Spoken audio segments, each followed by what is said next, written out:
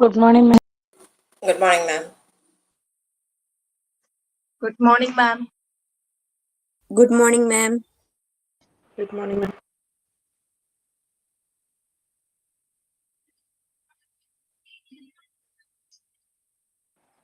Good morning.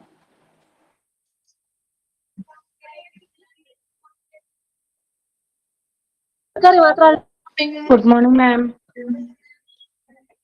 Good morning.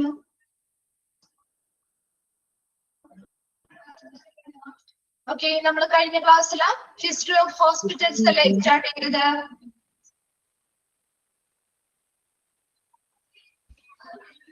Okay, history of hospitals എവിടെ വരെയാണ് നമ്മൾ നിർത്തിയത്, ഡിസ്കസ് ചെയ്ത് നിർത്തിയത് എവിടെ വരെയായിരുന്നു?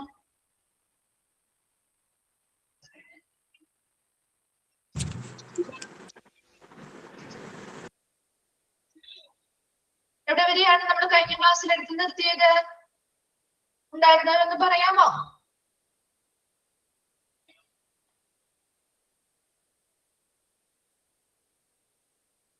അറബിക് ഹോസ്പിറ്റലൊക്കെ കഴിഞ്ഞില്ലായിരുന്നോ?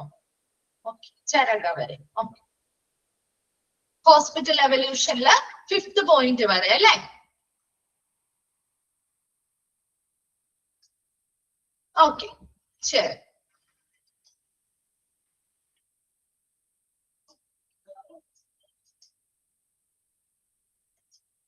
ഓക്കെ, അപ്പൊ നമ്മള് ഹോസ്പിറ്റലിനെ കുറിച്ചുള്ള ഹിസ്റ്ററിയാണ് പഠിച്ചുകൊണ്ടിരിക്കുന്നത് അല്ലെ. അപ്പൊ അതില് hospital evolution, the Indian scenario pre independence, ഇൻഡിപെൻഡൻസിന് മുൻപ് അല്ലെ, സ്വാതന്ത്ര്യത്തിന് മുൻപ് ഇന്ത്യയിലെ സാഹചര്യങ്ങൾ, എന്തിനുള്ള സാഹചര്യങ്ങളാ?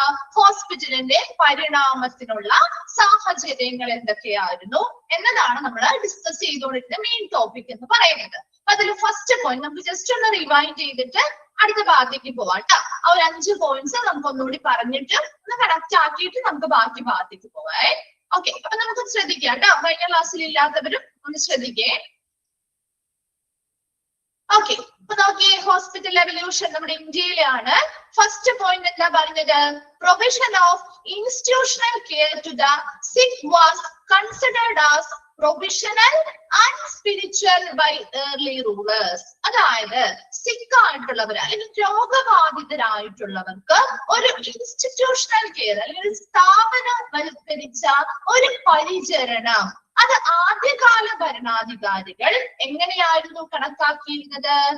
പ്രൊവിഷണൽ ആൻഡ് സ്പിരിച്വൽ, താൽക്കാലികമായും ആത്മീയവുമായിട്ടായിരുന്നു കണക്കാക്കിയിരുന്നത്. അതുകൊണ്ട് തന്നെ അവിടെ ഒരു ടെമ്പററി ആയിട്ടായിരുന്നു, അതെ, താൽക്കാലികമായിട്ടായിരുന്നു. അതുപോലെ സ്പിരിച്വൽ ആയിട്ടായിരുന്നു അല്ലെ, ആത്മീയമായിട്ടായിരുന്നു കണക്കാക്കിയിരുന്നത്. അതുകൊണ്ടാണ് അവിടെ അന്നത്തെ കാലത്ത് അധികം ഹോസ്പിറ്റലുകൾ അല്ലെങ്കിൽ സ്ഥാപനമല്ലാതെ അവരുടെ ടെമ്പിൾസ് അല്ലെങ്കിൽ അവരുടെ ആരാധനാലയങ്ങളൊക്കെ തന്നെയായിരുന്നു അവരുടെ ട്രീറ്റ്മെന്റിന് വേണ്ടി കൊടുത്തിരുന്നത് അല്ലെ. അത് തന്നെയാണ് അവിടുത്തെ ആ ഒരു ഫസ്റ്റ് സെന്റൻസ് കൊണ്ട് ഉദ്ദേശിക്കുന്നത്. ആദ്യകാല ഭരണാധികാരികൾ അങ്ങനെയുള്ള രോഗബാധിതർക്ക് ഒരു പരിചരണം, അതായത് ഒരു ഇൻസ്റ്റിറ്റ്യൂഷണൽ കെയർ കൊടുക്കാനായിട്ട് അത് കൺസിഡർ ചെയ്തിരുന്നത് അല്ലെങ്കിൽ കണക്കാക്കിയിരുന്നത് താൽക്കാലികവും ആത്മീയപരവുമായിട്ടായിരുന്നു. ക്ലിയർ ആണല്ലോ ഫസ്റ്റ് സെന്റൻസ്. സെക്കൻഡ് പോയിന്റ് ആണ് നമ്മൾ പറഞ്ഞത് അക്ഷയ അല്ലെ.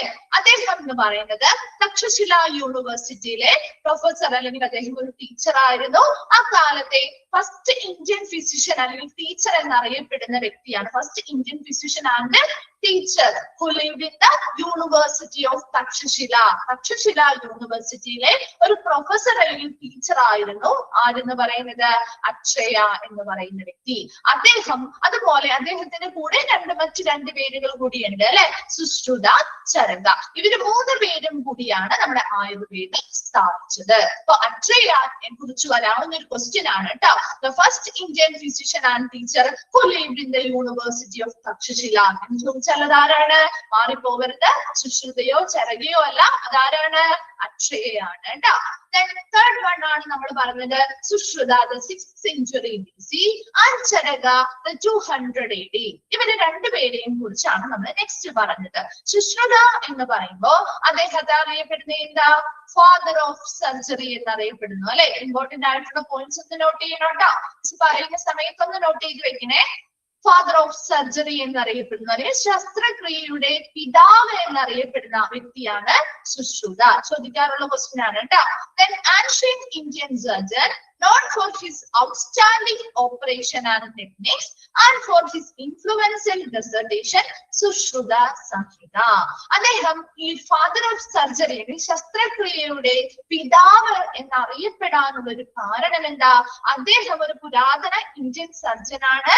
അതുപോലെ തന്നെ അദ്ദേഹം ആ ഓപ്പറേഷൻസിലെ പല പല ടെക്നിക്സ് മുതലായ ഔട്ട്സ്റ്റാൻഡിംഗ് ആയിട്ടുള്ള വളരെ എക്സലന്റ് ആയിട്ടുള്ള കഴിവുകൾ തെളിയിച്ചൊരു വ്യക്തി ആയതുകൊണ്ടാണ് അദ്ദേഹത്തെ ഒരു ഫാദർ ഓഫ് സർജറി, ശസ്ത്രക്രിയയുടെ പിതാവ് എന്നറിയപ്പെടുന്നത്. ഇനി അദ്ദേഹത്തിന്റെ ഒരു പ്രസിദ്ധമായ ഒരു പ്രബന്ധമാണ് സുശ്രുത സംഹിത. അത് നോട്ട് ചെയ്യണം കേട്ടോ. സുശ്രുത സംഹിത. സുശ്രുത സംഹിതയുടെ പിതാവ് ആരാണെന്ന് ചോദിക്കാം. ആരാണ് സുശ്രുത സംഹിത തയ്യാറാക്കിയത്? ആരാണ്? അതിന് പേര് നിങ്ങൾക്ക് കണക്ട് ചെയ്യാലോ അല്ലെ? സുശ്രുതയാണ് തയ്യാറാക്കിയത്. ഇനി എന്താണ് ഈ സുശ്രുത സംഹിത എന്ന് പറയുന്ന പ്രബന്ധം? The main origin of knowledge about surgery in ancient India. Ancient India, പുരാതന ഇന്ത്യയിലെ ശസ്ത്രക്രിയകളെ കുറിച്ചുള്ള അറിവ് നൽകുന്ന ഒരു പ്രധാന പ്രബന്ധമാണ് സുശ്രുത സംഹിത. എന്താണ് സുശ്രുതയെ കുറിച്ച് നമ്മൾ പറഞ്ഞത്? സുശ്രുത എന്ന് പറയുന്ന പ്രധാനമായിട്ടും നിങ്ങൾ 2 പോയിന്റ്സ് ആണ് ഇവിടെ നോക്കേണ്ടത്. സുശ്രുത എന്ന് പറയുന്ന വ്യക്തിയാണ് നമ്മൾ ഫാദർ ഓഫ് സർജറി എന്നറിയപ്പെടുന്നത്, അല്ലെങ്കിൽ ശസ്ത്രക്രിയയുടെ പിതാവ് എന്ന് ചോദിച്ചാൽ അത് സുശ്രുതയാണ്. ക്ലിയർ ആണല്ലോ? രണ്ടാമത്തത് അദ്ദേഹത്തിന്റെ പ്രസിദ്ധമായ ഒരു പ്രബന്ധമാണ് സുശ്രുത സംഹിത. ഈ സുശ്രുത സംഹിത എന്ന് പറയുന്ന പ്രബന്ധം എന്തിനെ കുറിച്ചുള്ള പ്രബന്ധമാണ്? പുരാതന ഇന്ത്യയിലെ ശസ്ത്രക്രിയകളെ കുറിച്ചുള്ള അറിവ് നൽകുന്ന ഒരു പ്രധാന പ്രബന്ധമാണ് സുശ്രുത സംഹിത. ക്ലിയർ ആണോ? സുശ്രുതയെ കുറിച്ചുള്ള കാര്യങ്ങൾ ക്ലിയർ അല്ലേ? ഫിഫ്ത് വൺ ആണ് ചരക. ചരകയെ കുറിച്ച് മറ്റൊരു പേരെന്താ അറിയപ്പെടാ? അദ്ദേഹം എന്തിന്റെ ഫാദർ ആണെന്നാണ് പറയുന്നത്? അറിയോ എന്തിന്റെ ഫാദർ ആണ് ചരക? എന്താണ് എടുത്തിരുന്നോ? ആരാണ് ചരക? അദ്ദേഹത്തിന്റെ ഏതിന്റെ ഫാദർ എന്ന് അറിയപ്പെടുന്നത്? Father of Ayurveda. Very good, father of Ayurveda. പറയാത്തവരുണ്ടെങ്കിൽ അത് നോട്ട് ചെയ്യാം കേട്ടോ. ഫാദർ ഓഫ് ആയുർവേദ എന്നറിയപ്പെടുന്നത് ചരകയാണ്. Was one of the main contributors to Ayurveda. ആയുർവേദത്തിലേക്ക് ഒത്തിരി സംഭാവനകൾ നൽകിയ ഒരു പ്രധാന വ്യക്തിത്വം കൂടിയാണ് ചരക. അതുകൊണ്ട് തന്നെ അദ്ദേഹത്തെ ഫാദർ ഓഫ് ആയുർവേദ എന്ന് കൂടി അറിയപ്പെടുന്നു. അപ്പൊ ഇതിലില്ല, എന്നാലും നമ്മൾ ജസ്റ്റ് ഒന്ന് മനസ്സിലാക്കി വെക്കുക കേട്ടോ. ആരാണ് ഫാദർ ഓഫ് ആയുർവേദ? ചരകയാണ് കേട്ടോ. ചരകയാണ് ഫാദർ ഓഫ് ആയുർവേദ എന്നറിയപ്പെടുന്നത്. ആയുർവേദ എന്താണെന്നാണ് ഇനി അടുത്തതായിട്ട് പറയുന്നത്.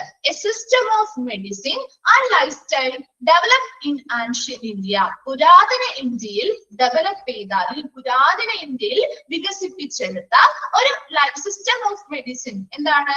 ഒരു ജീവിത സമ്പ്രദായവും ഒരു ജീവിത ശൈലിയും, അല്ലെങ്കിൽ ഒരു ചികിത്സാ സമ്പ്രദായവും ഒരു ലൈഫ് സ്റ്റൈൽ, ഒരു ജീവിത ശൈലിയുമാണ് ആയുർവേദ എന്ന് പറയുന്നത്. എന്താണ് ചരകയെ കുറിച്ച് നമ്മൾ 2 കാര്യങ്ങളാണ് പറഞ്ഞത്. ചരകയെ അറിയപ്പെടുന്നതാണ് ഫാദർ ഓഫ് ആയുർവേദ. അദ്ദേഹത്തെയാണ് ഫാദർ ഓഫ് ആയുർവേദ എന്നറിയപ്പെടുന്നത്. ഇനി അദ്ദേഹം ഏറ്റവും കൂടുതൽ ആയുർവേദത്തിലേക്ക് ഏറ്റവും കൂടുതൽ സംഭാവനകൾ നൽകിയ ഒരു പ്രധാന വ്യക്തിത്വമാണ്. ഇനി എന്താണ് ആയുർവേദ എന്ന് പറയുന്നത്? A system of medicine and life style developed in ancient India. പുരാതന ഇന്ത്യയിൽ വികസിപ്പിച്ചെടുത്ത ഒരു സിസ്റ്റം ഓഫ് മെഡിസിൻ, ഒരു ചികിത്സാ സമ്പ്രദായവും ലൈഫ് സ്റ്റൈൽ, ഒരു ജീവിത രീതിയുമാണ് Ayurveda. And he is known as the editor of medical treatise named Charaka സംഹിത. ഇനി അദ്ദേഹത്തിന്റെ പ്രസിദ്ധമായ ഒരു ഗ്രന്ഥമാണ്, ഒരു വൈദ്യശാസ്ത്ര ഗ്രന്ഥമാണ് ചരക സംഹിത. അപ്പൊ നിങ്ങൾക്ക് കണക്ട് ചെയ്യാൻ പറ്റും. സുശ്രുത രചിച്ചത് ഏതാണ്? അദ്ദേഹത്തിന്റെ പ്രസിദ്ധമായ പ്രബന്ധം ഏതായിരുന്നു? ഏതാണ് സുശ്രുതയുടെ പ്രസിദ്ധമായ പ്രബന്ധം? ഒന്ന് റിപ്ലൈ ചെയ്തേ. എന്താണ് സുശ്രുതയുടെ പ്രസിദ്ധമായ പ്രബന്ധം? ഏതാ? സുശ്രുത സംഹിത. Very good. ഇനി ചരകയുടെ ആണെങ്കിലോ? ചരകയുടെ ഏറ്റവും മെഡിക്കൽ ട്രീറ്റീസ് എന്ന് പറഞ്ഞാൽ എന്താ? വൈദ്യശാസ്ത്ര ഗ്രന്ഥം. ഏതാണ് ചരകയുടെ? ചരക സംഹിത. വെരി ഗുഡ്, ചരക സംഹിത. അങ്ങനെ നിങ്ങളൊന്ന് കണക്ട് ചെയ്ത് പഠിച്ചാലും മതി കേട്ടോ. അപ്പൊ ചരക മാറിപ്പോകില്ല അല്ലെ. ഇനി ചരക സംഹിത എന്ന് പറയുന്ന ഒരു വൈദ്യശാസ്ത്ര ഗ്രന്ഥം എന്തിനെ കുറിച്ചുള്ളതാണ്? One of the basic text of classical Indian medicine and Ayurveda. നമ്മുടെ പുരാതന ആയുർവേദം, ഇന്ത്യയിലെ ആയുർവേദത്തെ കുറിച്ച്, അതായത് ഇന്ത്യൻ മെഡിസിനെ കുറിച്ചും ക്ലാസിക്കൽ ഇന്ത്യൻ മെഡിസിനെ കുറിച്ചും ആയുർവേദത്തെ കുറിച്ചുമുള്ള ഒരു അടിസ്ഥാന ഗ്രന്ഥം ആയിട്ട് ഉപയോഗിക്കുന്നതാണ് ചരക സംഹിത എന്ന് പറയുന്നത്. നമ്മള് 3 വ്യക്തികളെ കുറിച്ച് പറഞ്ഞു. അക്ഷയ എന്ന് പറയുമ്പോൾ അദ്ദേഹം തക്ഷശില യൂണിവേഴ്സിറ്റിയിൽ ജീവിച്ചിരുന്ന, അല്ലെങ്കിൽ അവിടെ ടീച്ചറായിട്ട് അതുപോലെ പഠിപ്പിച്ചിരുന്ന, അല്ലെങ്കിൽ ഒരു പ്രൊഫസറായിട്ട് ആക്ട് ചെയ്തിരുന്ന, അതുപോലെ ആദ്യത്തെ ഇന്ത്യൻ ഫിസിഷ്യൻ ആൻഡ് ടീച്ചർ എന്നറിയപ്പെടുന്ന ഒരു വ്യക്തിയാണ് അക്ഷയ എന്ന് പറയുന്നത്. രണ്ടാമത് പറഞ്ഞ വ്യക്തി സുശ്രുതയാണ്. അദ്ദേഹം ഫാദർ ഓഫ് സർജറി എന്നറിയപ്പെടുന്നു. അദ്ദേഹത്തിന്റെ പ്രസിദ്ധമായ പ്രബന്ധമാണ് സുശ്രുത സംഹിത. ഈ സുശ്രുത സംഹിത എന്തിനെ കുറിച്ചുള്ളതാണ്?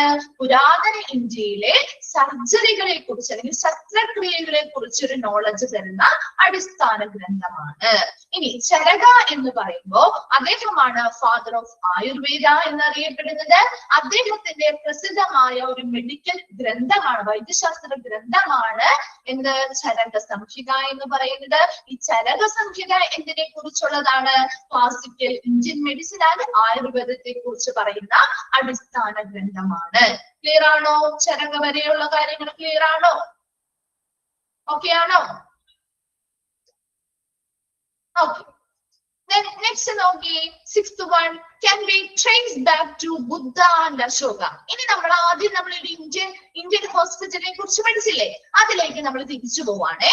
നമ്മുടെ ബുദ്ധ ആൻഡ് അശോകയുടെ കാലഘട്ടത്തിലേക്ക് നമ്മൾ തിരിഞ്ഞു നോക്കുകയാണ്. നോക്കിയേ, നമുക്കറിയാവുന്ന, നമ്മൾ പഠിച്ച കാര്യങ്ങൾ തന്നെയാണ് ഇനി പറയുന്നത്, നമ്മൾ പഠിച്ചത് തന്നെയാണ്. ഡ്യൂറിങ് അശോകാസ് റെയിൻ അല്ലെ, അശോക ചക്രവർത്തിയുടെ ഭരണകാലത്ത് നമ്മുടെ ഹോസ്പിറ്റൽ എങ്ങനെ കാണപ്പെടാൻ തുടങ്ങി എന്ന് നമ്മൾ പറഞ്ഞേ. എങ്ങനെ കാണപ്പെടാൻ തുടങ്ങി? റിവൈൻഡ് ചെയ്ത് നോക്കി. എങ്ങനെയാണ്?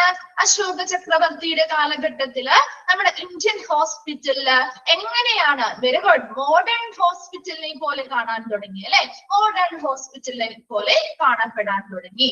ആ സമയത്ത് അദ്ദേഹത്തിന്റെ ആ ഒരു ഭരണ കാലഘട്ടത്തില് അവിടെ എന്തൊക്കെ കാര്യങ്ങളാണ് പുതിയതായിട്ട് വന്നത്?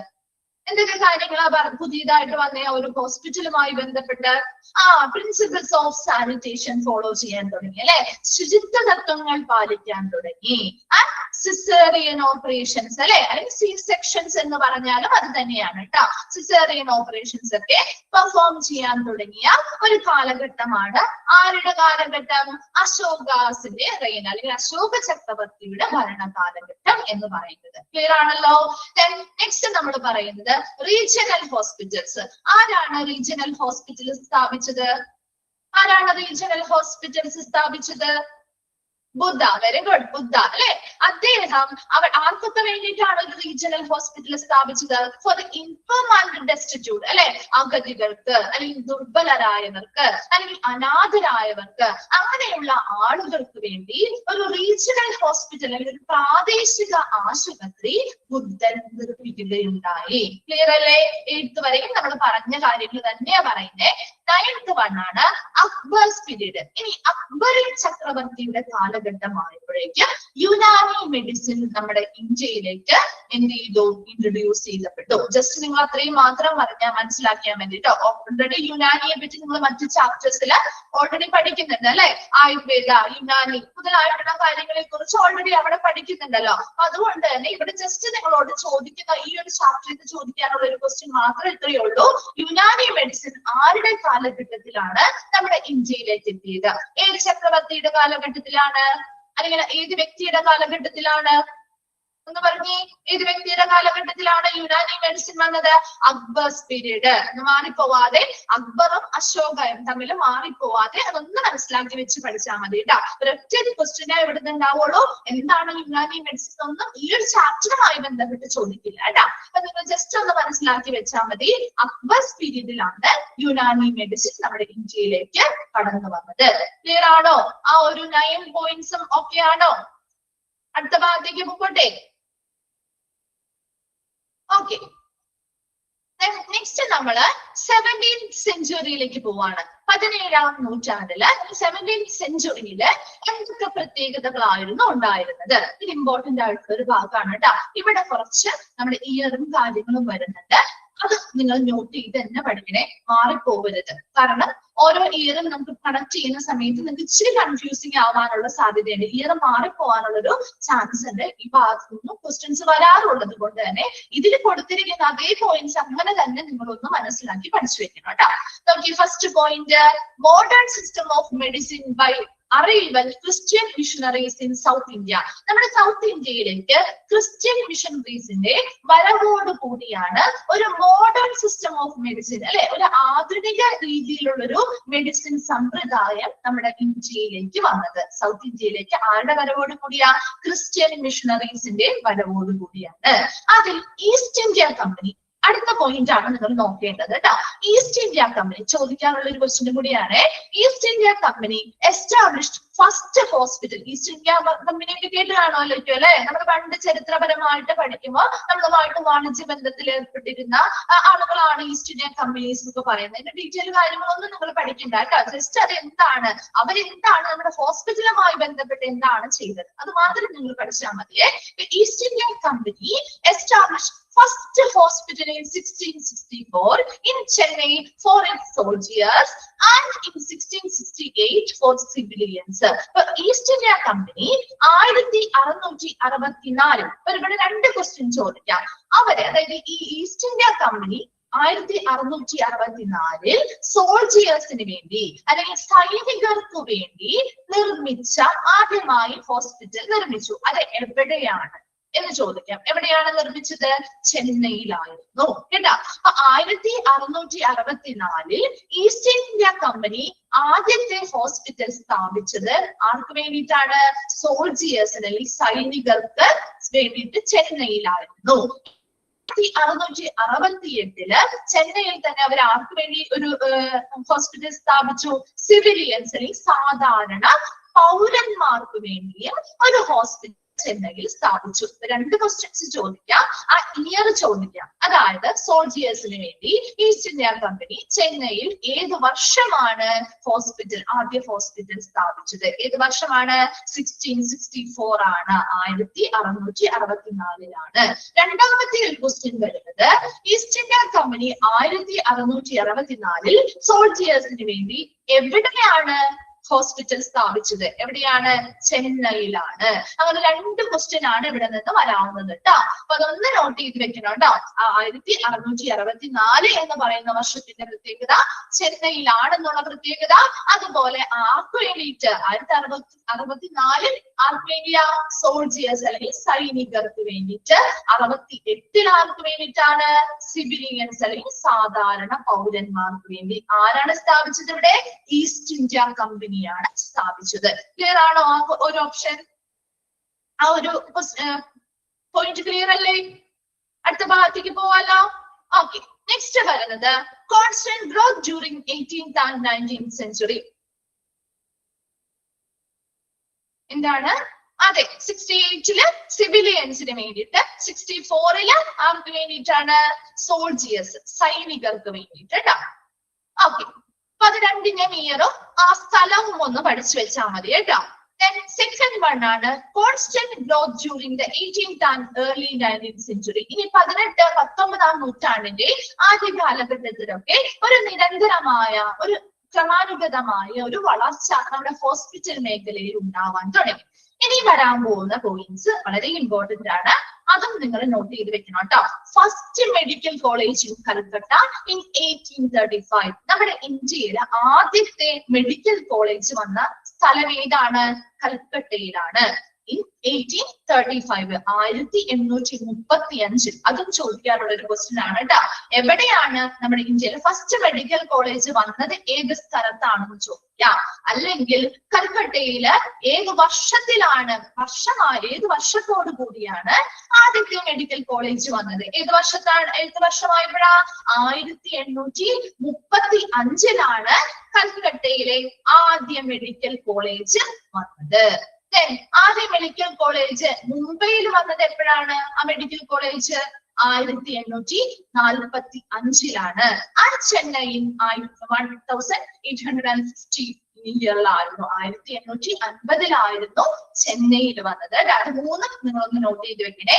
കൽക്കട്ടയിലാണെങ്കിൽ 1835 മുംബൈയിലാണെങ്കിൽ 1845 ചെന്നൈയിലാണെങ്കിൽ 1850. മെഡിക്കൽ കോളേജ് വന്ന കാര്യമാണ് കേട്ടോ പറയുന്നത്. രണ്ടും തമ്മിൽ മാറിപ്പോകരുത് കേട്ടോ. 1835 ഇയർ കൃത്യമായിട്ട് നിങ്ങൾ ഒന്ന് നോട്ട് ചെയ്ത് എങ്ങനെയാണോ നിങ്ങൾക്ക് പഠിക്കാൻ എളുപ്പം എങ്ങനെയാണോ രൂപയുടെയോ എങ്ങനെയെങ്കിലും നിങ്ങൾ അതൊന്ന് മനസ്സിലാക്കി വെക്കുക. കാരണം ഈ ഒരു ഭാഗത്ത് നിന്ന് ക്വസ്റ്റ്യൻ വന്നാൽ കുറച്ച് കൺഫ്യൂസിംഗ് ആണ്. ഇയർ ചിലപ്പോൾ മാറിപ്പോകാനുള്ള സാധ്യതയുണ്ട്. അതുകൊണ്ട് തന്നെ നിങ്ങൾ ഒന്ന് നോട്ട് ചെയ്ത് വെക്കേണ്ട ഒരു ഭാഗം കൂടിയാണ് കേട്ടോ. ഓക്കെ ആണല്ലോ? അത്രയും കാര്യങ്ങൾ ക്ലിയർ ആണോ? ലാസ്റ്റ് വൺ കൂടി പറയാലോ. In 1885, 1250 hospitals and dispensaries, only reaching 10% of population. ഇനി 1885 കാലഘട്ടമായപ്പോഴേക്കും നമ്മുടെ പോപ്പുലേഷന്റെ അല്ലെങ്കിൽ ജനസംഖ്യയുടെ ഒരു 10% എത്തത്തക്ക വിധത്തില്, കാരണം മുമ്പ് എന്ന് പറഞ്ഞ ഹോസ്പിറ്റലിന്റെ എണ്ണം അത്രയും കുറവായിരുന്നു അല്ലെ. അതേസമയം ഒരു 1885 ആയപ്പോ നമ്മുടെ പോപ്പുലേഷന്റെ ഒരു 10% എത്തത്തക്ക വിധത്തില് ഒരു 1250 ഹോസ്പിറ്റലും അതുപോലെ ഡിസ്പെൻസറീസ് എന്ന് പറഞ്ഞാൽ എന്താ, ഔഷധശാലകൾ അല്ലെ. ഹോസ്പിറ്റലിനോടൊപ്പം തന്നെ അതിനോടനുബന്ധിച്ച ഔഷധശാലകളും 1885 നിലവിൽ വന്നു. ജസ്റ്റ് ഒന്ന് മനസ്സിലാക്കി വെച്ചാൽ മതി കേട്ടോ. മെഡിക്കൽ കോളേജുകൾ വന്നത് ഇയർസും അത് എവിടെയായിരുന്നു എന്നും നോക്കണം. ഈസ്റ്റ് ഇന്ത്യ കമ്പനി സ്ഥാപിച്ച ഹോസ്പിറ്റലുകളും അതിൻ്റെതായ ഇയർസും ഒന്ന് മനസ്സിലാക്കി വെക്കണം കേട്ടോ. ഈ ഒരു ഭാഗത്ത് നിന്ന് ലാസ്റ്റ് പോയിന്റ് എന്താ പറഞ്ഞത്, നമ്മുടെ പോപ്പുലേഷൻ നമ്മുടെ ഇന്ത്യയിലെ അന്ന് ആ സമയത്തെ എന്താണ് പോപ്പുലേഷൻ ജനസംഖ്യാ അനുപാതത്തിന്റെ ഒരു 10% എത്തത്തക്ക വിധത്തിലെങ്കിലും 1885 ആയപ്പോഴേക്കും ഒരു 1250 ഹോസ്പിറ്റലുകളും ഡിസ്പെൻസറീസ് അല്ലെങ്കിൽ ഔഷധശാലകളും അന്നാളിൽ നിലവിൽ വരികയുണ്ടായി. ക്ലിയർ ആണോ? 17th സെഞ്ചുറി അതിന്റെ പ്രത്യേകതകളും നോട്ട് ചെയ്തോ? ഓക്കെ ആണോ? ഓക്കെ. നെക്സ്റ്റ് നമ്മള് ലാസ്റ്റ് ഭാഗമാണ് നമ്മുടെ ഈ ഒരു ചാപ്റ്ററിന്റെ emergence of hospital in independent India. നമ്മുടെ ഇൻഡിപെൻഡന്റ് അല്ലെങ്കിൽ ഇന്ത്യ സ്വതന്ത്രമാവുന്നതുമായി ബന്ധപ്പെട്ട് ഹോസ്പിറ്റലിന്റെ എമർജൻസി അല്ലെങ്കിൽ ആവിർഭാവം എങ്ങനെയാണ്. ഇവിടെ ജസ്റ്റ് നിങ്ങൾ ഒന്ന് മനസ്സിലാക്കി വെറുതെ ജസ്റ്റ് ഒന്ന് വായിച്ച് മനസ്സിലാക്കി വെച്ചാൽ മതി കേട്ടോ. ഇതിൽ നിന്ന് അങ്ങനെ റേഷ്യോ കാര്യങ്ങളൊന്നും ചോദിക്കാറില്ല. കാരണം റേഷ്യോ ഓരോ പോപ്പുലേഷൻ അനുസരിച്ച് വ്യത്യാസപ്പെടുന്നത് കൊണ്ട് തന്നെ അത് റേഷ്യോ ഒന്നുകൂടി റിപ്പീറ്റ് ചെയ്യണോ? ഇതാണ് 17th സെഞ്ചുറി ആണോ? മിസ് ഇതൊന്ന് കംപ്ലീറ്റ് ചെയ്തിട്ട് നമുക്കൊന്ന് ജസ്റ്റ് ഒന്ന് റിവൈൻഡ് ചെയ്യാം കേട്ടോ. ഓക്കെ, അപ്പൊ നോക്കിയേ, ഫസ്റ്റ് പോയിന്റ് ആണ് bed to population ratio. Just നിങ്ങളൊന്ന് വായിച്ച് മനസ്സിലാക്കി വെച്ചാൽ മതി കേട്ടോ. ഈ ഒരു ഭാഗത്ത് നിന്ന് അങ്ങനെ ക്വസ്റ്റ്യൻസ് വരാറില്ല കേട്ടോ. ബെഡ് ടു പോപ്പുലേഷൻ റേഷ്യോ അക്കാലത്ത്, അതായത് നമ്മുടെ സ്വാതന്ത്ര്യവുമായി ബന്ധപ്പെട്ട് സ്വാതന്ത്ര്യം കിട്ടുന്നതിന് മുൻപ് അല്ലെങ്കിൽ ശേഷം അല്ല കേട്ടോ, അതിന് മുൻപ് നമ്മുടെ ബെഡ് ടു പോപ്പുലേഷൻ റേഷ്യോ, അതായത് അടുത്ത ബെഡ് ടു പോപ്പുലേഷൻ റേഷ്യോ എന്ന് പറയുന്നത് എങ്ങനെയായിരുന്നു? ബെഡും അതായത് ഹോസ്പിറ്റൽ ബെഡ് അവിടുത്തെ ജനസംഖ്യയുമായി ബന്ധപ്പെട്ടുള്ള അനുപാതം അല്ലെ. നോക്കിയേ, 1:4000 ആയിരുന്നു. ഒരു ബെഡിൽ 4000 പോപ്പുലേഷൻ അല്ലെങ്കിൽ 4000 ജനസംഖ്യക്ക് ഒരു ബെഡ് എന്ന നിലയിലായിരുന്നു അവിടുത്തെ ബെഡ് പോപ്പുലേഷൻ റേഷ്യോ എന്ന് പറയുന്നത്. രണ്ടാമത്തത് doctor to population ratio. Doctor to population ratio എങ്ങനെയാണ്? എന്താണ് ചോദിച്ചത്? എന്താണ് നസീന?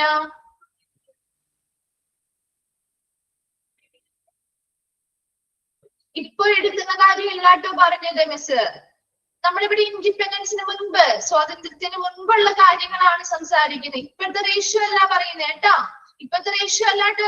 നമ്മൾ ഹിസ്റ്ററി അല്ലേ പഠിച്ചുകൊണ്ടിരിക്കുന്നേ. അപ്പൊ അന്നാളില് ഇങ്ങനെയായിരുന്നു കണക്കാക്കുന്നത്. കാരണം അവിടുത്തെ സ്റ്റാഫുകളുടെ എണ്ണം, ഡോക്ടേഴ്സിന്റെ എണ്ണം ഒക്കെ പരിമിതമായിരുന്നില്ലേ. അപ്പൊ ആ സമയത്ത് ഹോസ്പിറ്റലുകളും വളരെ കുറവായിരുന്നു. അപ്പൊ ഇത്രയും പോപ്പുലേഷൻ റേഷ്യോ ഇത്രയും അനുസരിച്ചായിരുന്നു അന്ന് സെറ്റ് ചെയ്തുകൊണ്ടിരുന്നത്. മനസ്സിലായോ? ഇൻഡിപെൻഡൻസ് അല്ലെങ്കിൽ നമ്മുടെ സ്വാതന്ത്ര്യത്തിന് ശേഷം ഒരുപാട് വ്യത്യാസങ്ങളായി. ഇപ്പൊ ഇങ്ങനത്തെ ഈ ഒരു റേഷ്യോ നിലവിലില്ല കേട്ടോ. അതുകൊണ്ടാണ് മിസ് പറഞ്ഞ ഈ ഒരു ഭാഗത്ത് നിന്ന് അങ്ങനെ ക്വസ്റ്റ്യൻസ് ചോദിക്കാറില്ല. കാരണം ഈ റേഷ്യോസ് വ്യത്യാസപ്പെടാറുണ്ട്.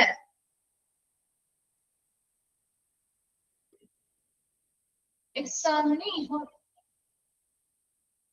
എന്താണ് മിസ്സിന് മനസ്സിലായില്ലല്ലോ? ചോദിച്ചത് എന്താണ്?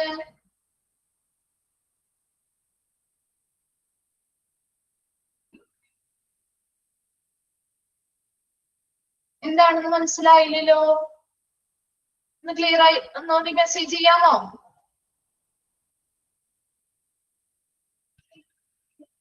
എക്സാമിന് ഈ പോർഷൻ വരുമെന്നാണോ? അതാണല്ലോ മിസ് പറഞ്ഞത്. എക്സാമിന് ഈ ഒരു പോർഷൻ നിങ്ങൾ ജസ്റ്റ് വായിച്ചു വെച്ചാൽ മതി. റേഷ്യോ അങ്ങനെ ചോദിക്കാറില്ല എന്ന് മിസ് പറഞ്ഞില്ലേ? ഈ റേഷ്യോസ് അങ്ങനെ ചോദിക്കാറില്ല കേട്ടോ. ഇമ്പോർട്ടന്റ് പറയുന്നത് മിസ് ഓൾറെഡി പറഞ്ഞു തരാറുണ്ട് അല്ലെ? ഇപ്പൊ കഴിഞ്ഞ ഭാഗത്ത് ഇമ്പോർട്ടൻസ് പറഞ്ഞു തന്നില്ലേ? അതുപോലെ ഇമ്പോർട്ടന്റ് ആയിട്ടുള്ളത് നിങ്ങളൊന്ന് പഠിച്ച് കൃത്യമായിട്ട് പഠിക്കുക. ബാക്കി പറയുന്ന കാര്യങ്ങള് ഇതൊന്ന് ജസ്റ്റ് വായിച്ച് മനസ്സിലാക്കി വെച്ചാൽ മതി കേട്ടോ. ഓക്കെ അല്ലേ? എടുത്തോട്ടെ. ഓക്കെ, നെക്സ്റ്റ് നോക്കിയേ, ഡോക്ടർ ടു പോപ്പുലേഷൻ റേഷ്യോ. ഇനി അവിടുത്തെ അന്നാളിലെ ഡോക്ടർ ടു പോപ്പുലേഷൻ റേഷ്യോ എങ്ങനെയായിരുന്നു? 1:6300 ആയിരുന്നു. ഒരു ഡോക്ടർ എത്ര പോപ്പുലേഷനാ? 6300 പോപ്പുലേഷന് ഒരു ഡോക്ടർ എന്ന കണക്കായിരുന്നു. നേഴ്സ് പോപ്പുലേഷൻ റേഷ്യോ എത്രയായിരുന്നു? 1:40,000. 40,000 പോപ്പുലേഷന് ഒരു നേഴ്സ് എന്ന കണക്കിലായിരുന്നു. എന്നാൽ അതുപോലെ തന്നെ disparity in facilities in urban and rural areas അല്ലെ? അർബൻ ഏരിയാസ് എന്ന് പറയുമ്പോൾ അവിടുത്തെ ഹോസ്പിറ്റൽ എങ്ങനെയാ? നഗരപ്രദേശങ്ങളിലെ ആശുപത്രികള്, നമ്മുടെ റൂറൽ ഏരിയാസ് അല്ലെങ്കിൽ ഗ്രാമപ്രദേശങ്ങളിലെ ആശുപത്രികളിലും ഒത്തിരി വ്യത്യാസങ്ങളില്ലേ? ഇപ്പോഴും ഉണ്ട് അല്ലെ? ഒത്തിരി വ്യത്യാസങ്ങളില്ലേ? അവിടുത്തെ ഡോക്ടേഴ്സിന്റെ, അവിടുത്തെ ബെഡുകളുടെ എണ്ണത്തില് അല്ലെ, ഹോസ്പിറ്റലിന്റെ ഫെസിലിറ്റീസില് ഒത്തിരി വ്യത്യാസങ്ങളില്ലേ? അതുപോലെ അന്നാളിലും അർബൻ ആൻഡ് റൂറൽ ഏരിയാസിലെ ഹോസ്പിറ്റലിലെ ഫെസിലിറ്റി അല്ലെങ്കിൽ സൗകര്യങ്ങളിൽ വ്യത്യാസങ്ങൾ ഉണ്ടായിരുന്നു. ഇൻഡിപെൻഡൻസ്, ഇനി ഒരു സ്വാതന്ത്ര്യത്തിന് ശേഷം, സ്വാതന്ത്ര്യത്തിന് മുൻപ് വരെ നമ്മുടെ ഹോസ്പിറ്റലുകളുടെ എണ്ണം കുറവായിരുന്നു, അവിടുത്തെ ഫെസിലിറ്റീസ് അല്ലെങ്കിൽ അവിടെയുള്ള ജീവനക്കാരുടെ എണ്ണം കുറവായിരുന്നു അല്ലെ? ഒത്തിരി വ്യത്യാസങ്ങൾ നമ്മുടെ സ്വാതന്ത്ര്യത്തിന് ശേഷം നിലവിൽ വരികയുണ്ടായി. അതായത് 11,000 ഹോസ്പിറ്റൽ ബെഡ് ആൻഡ് 7,400 ഹോസ്പിറ്റൽസും നിലവിൽ വന്നു. എത്രയാണ്? 7,400. എപ്പോഴാണ്? സ്വാതന്ത്ര്യത്തിന് ശേഷം കേട്ടോ. സ്വാതന്ത്ര്യത്തിന് മുൻപ് ഹോസ്പിറ്റലുകൾ കുറവായിരുന്നു, എന്നാൽ സ്വാതന്ത്ര്യത്തിന് ശേഷം 7,400ഓളം ഹോസ്പിറ്റലുകൾ നിലവിൽ വന്നു. അതുപോലെ തന്നെ 11,000 ഹോസ്പിറ്റൽ ബെഡുകളും ഉൾപ്പെടുത്തി. Since past 50 years, the concept of today's hospital, കഴിഞ്ഞ 50 വർഷമായിട്ട് നമ്മൾ ഇന്ന് ഈ കാണുന്ന ഹോസ്പിറ്റലിനെ കുറിച്ചുള്ള അല്ലെങ്കിൽ ഇപ്പൊ നമ്മൾ എങ്ങനെയാണോ നമ്മുടെ ഹോസ്പിറ്റലിൽ ഉള്ളത് ആ കോൺസെപ്റ്റ് അല്ലെങ്കിൽ ആ ആശയം ഉൾക്കൊണ്ടുകൊണ്ടാണ് ഓരോ ഫെസിലിറ്റിയും അല്ലെങ്കിൽ ഓരോ പരിണാമങ്ങളും സംഭവിച്ചുകൊണ്ടിരിക്കുന്നത് അല്ലെ? ഒത്തിരി വർഷങ്ങൾക്ക് മുൻപുള്ള കാര്യങ്ങളാണ് നമ്മൾ ഇവിടെ പറയുന്നത്. എന്നാൽ കഴിഞ്ഞ ഒരു 50 വർഷക്കാലമായിട്ട് നമ്മുടെ ഹോസ്പിറ്റലിൽ ഇപ്പൊ നമ്മൾ കാണുന്ന ഈ കോൺസെപ്റ്റുകളിലൂടെ തന്നെയാണ് ഓരോ രീതിയിലുള്ള പരിണാമങ്ങൾ സംഭവിച്ച് പോന്നുകൊണ്ടിരിക്കുന്നത്. വേഗം ഒന്ന് വായിച്ചു നോക്കിയ ഒരു ഭാഗം ജസ്റ്റ് ഒന്ന് മനസ്സിലാക്കി വെച്ചാൽ മതി കേട്ടോ. ക്ലിയർ ആണെങ്കിൽ ഒന്ന് റിപ്ലൈ ചെയ്യണേ.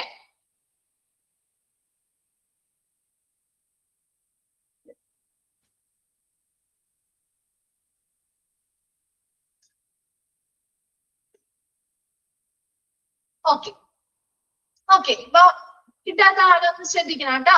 17th century റിപ്പീറ്റ് ചെയ്യാൻ എടുത്ത് പറഞ്ഞിട്ടുണ്ടായിരുന്നു.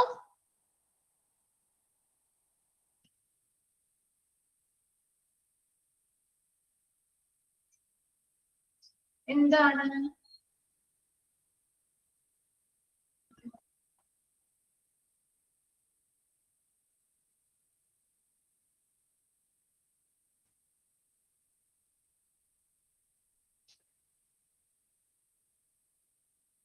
WHO ആണോ ചോദിക്കുന്നേ മുഹമ്മദ്? WHO ആണോ ചോദിക്കുന്നേ? ഇന്ത്യ. ഓക്കെ മിസ്, അങ്ങനെയാണെങ്കിൽ നോക്കിയിട്ട് പറഞ്ഞു തരാം കേട്ടോ. അടുത്ത ക്ലാസ്സിൽ വരുമ്പോ പറഞ്ഞു തരാം കേട്ടോ. നിങ്ങൾക്ക് ഒരുപാട് ഡീറ്റെയിൽ ആയിട്ട് പഠിക്കാനില്ലാത്തത് കൊണ്ടാണ് നമ്മൾ അതിലേക്കൊന്നും കടക്കാത്തത് കേട്ടോ. നമുക്ക് ഈ ഒരു പേപ്പറിലുള്ള നിങ്ങൾക്ക് എന്താണോ നിങ്ങൾക്ക് PDF ആയിട്ട് അല്ലെങ്കിൽ നോട്ടായിട്ട് തന്നിരിക്കുന്നത് അതിൽ നിന്ന് മാത്രമേ നമുക്ക് ക്വസ്റ്റ്യൻസ് വരാറുള്ളൂ. അതുകൊണ്ട് തന്നെ നമുക്ക് കുറെ സമയം നമുക്ക് എക്സ്ട്രാ പറഞ്ഞു തരാത്തത് അതുകൊണ്ടാണ് കേട്ടോ. അതുകൊണ്ടാണ് കേട്ടോ. അപ്പൊ തന്നെ നോക്കിയിട്ട് മിസ് പറഞ്ഞു തരാം. വേൾഡ് ഹെൽത്ത് ഓർഗനൈസേഷനെ കുറിച്ചല്ലേ ചോദിച്ചത്? ഓക്കെ ഓക്കെ, ശ്രദ്ധിച്ചേ. 17th സെഞ്ചുറിയുമായി ഓക്കെ മനസ്സിലായി കേട്ടോ മിസ്സിന്. ഓക്കെ, അപ്പൊ 17th സെഞ്ചുറിയുമായി ബന്ധപ്പെട്ട എന്തൊക്കെയാണ് നമ്മൾ കാര്യങ്ങൾ പറഞ്ഞത്? 17th സെഞ്ചുറിയിൽ നമ്മൾ പ്രധാനമായിട്ടും പറഞ്ഞത് സൗത്ത് ഇന്ത്യയില് അല്ലെങ്കിൽ നമ്മുടെ ഇന്ത്യയിലേക്ക് ക്രിസ്ത്യൻ മിഷണറീസിന്റെ വരവോട് കൂടിയാണ് ഒരു മോഡേൺ സിസ്റ്റം ഓഫ് മെഡിസിൻ നിലവിൽ വന്നു തുടങ്ങിയത്. അതിൽ ഏറ്റവും ഇമ്പോർട്ടന്റ് ആയിട്ട് നമ്മൾ പറഞ്ഞത് ഈസ്റ്റ് ഇന്ത്യ കമ്പനി 1664 സോൾജിയേഴ്സിന് വേണ്ടി അല്ലെങ്കിൽ സൈനികർക്ക് വേണ്ടി ചെന്നൈയിൽ ഹോസ്പിറ്റൽ സ്ഥാപിച്ചു. 1668 സിവിലിയൻസ് അല്ലെങ്കിൽ സാധാരണ പൗരന്മാർക്ക് വേണ്ടി ഹോസ്പിറ്റലുകൾ സ്ഥാപിച്ചു. ഫസ്റ്റ് മെഡിക്കൽ കോളേജ്, ആദ്യ മെഡിക്കൽ കോളേജ് കൽക്കട്ടയില് 1835 ഉണ്ടായത്. മുംബൈയിലാണെങ്കിൽ ഫസ്റ്റ് മെഡിക്കൽ കോളേജ് മുംബൈയിൽ എപ്പോഴാണ് വന്നത്? മെഡിക്കൽ കോളേജ് 1845 ചെന്നൈയില് 1850 ഇനി 1885 ആയപ്പോഴേക്കും നമ്മുടെ അപ്പോഴുണ്ടായിരുന്ന ജനസംഖ്യ അല്ലെങ്കിൽ അപ്പോഴുള്ള പോപ്പുലേഷന്റെ ഒരു 10% എത്തത്തക്ക വിധത്തില് ഒരു 1250 ഹോസ്പിറ്റലുകളും ഡിസ്പെൻസറീസ് അല്ലെങ്കിൽ ഔഷധശാലകളും അവിടെ ആ സമയത്ത് നിലവിൽ വരികയുണ്ടായി. ക്ലിയർ ആണോ? 17th century.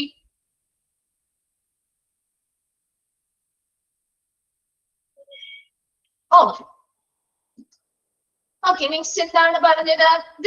നിങ്ങൾ ഈ ഒരു ഇൻഡിപെൻഡൻസിന് മുൻപുള്ള കാര്യവുമായി ബന്ധപ്പെട്ട പോപ്പുലേഷൻസ് ജസ്റ്റ് ഒന്ന് വായിച്ച് മനസ്സിലാക്കി വെച്ചാൽ മതി കേട്ടോ. നമ്മുടെ ഈ ഒരു ചാപ്റ്റർ കംപ്ലീറ്റ് ആയി. ഹിസ്റ്ററി ഓഫ് ഹോസ്പിറ്റൽസ് കഴിഞ്ഞു. നമുക്കപ്പോ അടുത്തൊരു ചാപ്റ്റർ സ്റ്റാർട്ട് ചെയ്യാം. 2 ചാപ്റ്റേഴ്സ് കഴിഞ്ഞു അല്ലെ. ഫസ്റ്റ് ഒരു ഇൻട്രൊഡക്ഷൻ എന്ന് പറയുന്നത് ചെറിയൊരു ചാപ്റ്റർ ആയിരുന്നു. ഹോസ്പിറ്റൽ എവല്യൂഷന് മുൻപേ ഉള്ള ഭാഗമാണോ?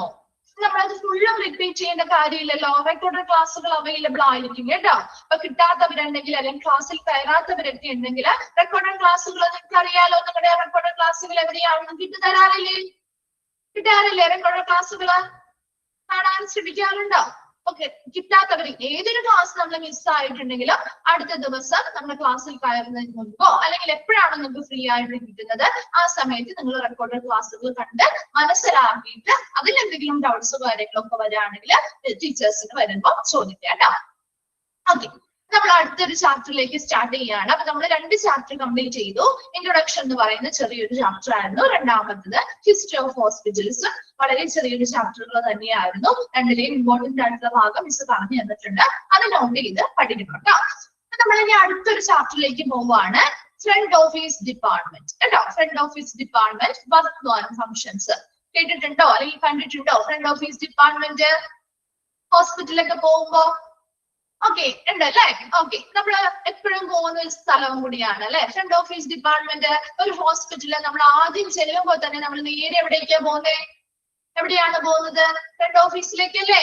അല്ലെ, നമുക്ക് എന്തെങ്കിലും ഒരു ഡോക്ടറെ കൺസൾട്ട് ചെയ്യാനായിട്ടോ അല്ലെങ്കിൽ എന്തെങ്കിലും അപ്പോയിന്റ്മെന്റ് കാര്യങ്ങൾ എടുത്തിട്ടുണ്ടെങ്കിലോ എന്തൊരാവശ്യത്തിനും നമ്മൾ ഒരു ഹോസ്പിറ്റലിലേക്ക് ഫസ്റ്റ് ചെല്ലുമ്പോൾ തന്നെ നമ്മൾ നേരെ പോകുന്ന ആദ്യമായി നമ്മൾ ആ ഒരു ഹോസ്പിറ്റലിൽ ചെന്ന് കോണ്ടാക്ട് ചെയ്യുന്ന ഒരു സ്ഥലമാണ് ഫ്രണ്ട് ഓഫീസ് ഡിപ്പാർട്ട്മെന്റ് എന്ന് പറയുന്നത് അല്ലെ. അപ്പൊ നമ്മുടെ ഇവിടെ ഫ്രണ്ട് ഓഫീസുമായി ബന്ധപ്പെട്ട ഈ ഒരു ചാപ്റ്ററിൽ പ്രധാനമായിട്ടും അവിടുത്തെ വർക്ക് ഫ്ലോ, അവിടുത്തെ പ്രവർത്തനങ്ങൾ എങ്ങനെയാണ്, അവിടുത്തെ ഫങ്ഷൻസ് കാര്യങ്ങൾ അങ്ങനെയുള്ള ഓരോ കാര്യങ്ങളാണ് നമ്മൾ പ്രധാനമായിട്ട് അവരുടെ റെസ്പോൺസിബിലിറ്റീസ് എന്തൊക്കെയാണ് അങ്ങനെ കുറച്ച് കാര്യങ്ങൾ. ചെറിയ ചാപ്റ്റർ ആണ്, എന്നാൽ പോലും ഫ്രണ്ട് ഓഫീസുമായി ബന്ധപ്പെട്ട ഓൾമോസ്റ്റ് കുറച്ച് കാര്യങ്ങളൊക്കെ നമ്മൾ ഇതിൽ ഡിസ്കസ് ചെയ്യുന്നുണ്ട് കേട്ടോ.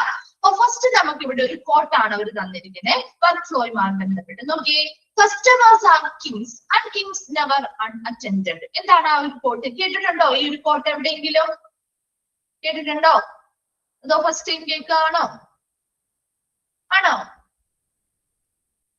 കേട്ടിട്ടുണ്ട്, ചിലർ കേട്ടിട്ടുണ്ട് അല്ലെ.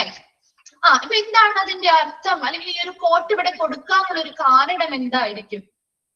എന്താണ്?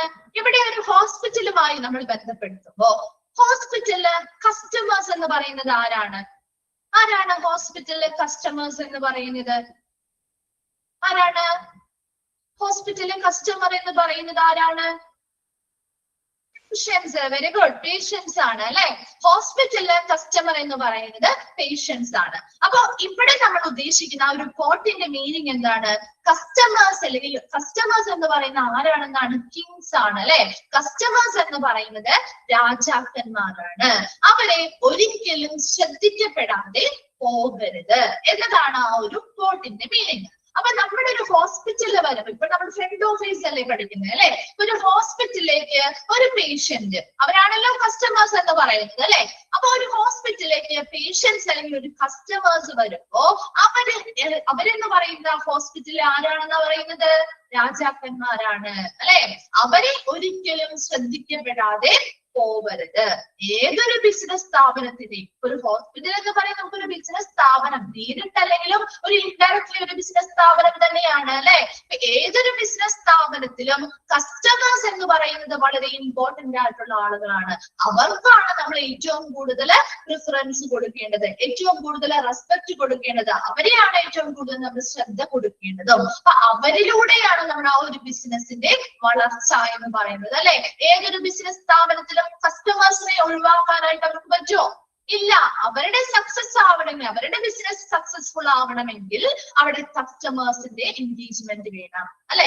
അപ്പോ അത് വേണ്ടിയിട്ട് ഒരു ഹോസ്പിറ്റൽ ആണെങ്കിലും മറ്റേതൊരു സ്ഥാപനമാണെങ്കിലും കസ്റ്റമേഴ്സ് ആണ് ആ സ്ഥാപനത്തിലെ രാജാക്കന്മാർ എന്ന് പറയുന്നത്, അല്ലെങ്കിൽ അവരാണ് വളരെ ഇമ്പോർട്ടന്റ് ആയിട്ടുള്ള ആളുകൾ.